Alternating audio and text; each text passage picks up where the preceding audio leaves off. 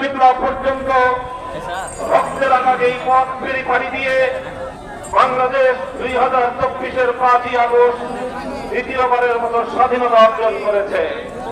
সেই স্বাধীন বাংলার মাটিতে দাঁড়িয়ে আমরা শপথে বাণী উচ্চারণ করতে চাই, রক্ত দিয়ে স্বাধীনতা এনেছি, প্রয়োজনে রক্ত দিয়ে সেই স্বাধীনতা আমরা রক্ষা করবো ইনশাআল্লাহ।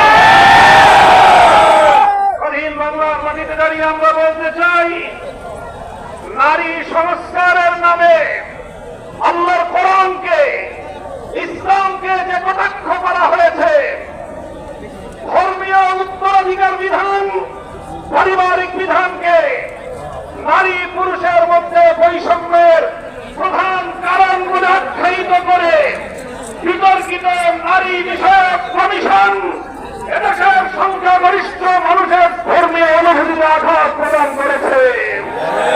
ধর্মীয় অনুভূতিতে আঘাত প্রদান করবার অপরাধে তাদের বিরুদ্ধে আমরা রাষ্ট্রের শাস্তিমূলক ব্যবস্থা দেখতে চাই। হেফাজতে ইসলাম বাংলাদেশ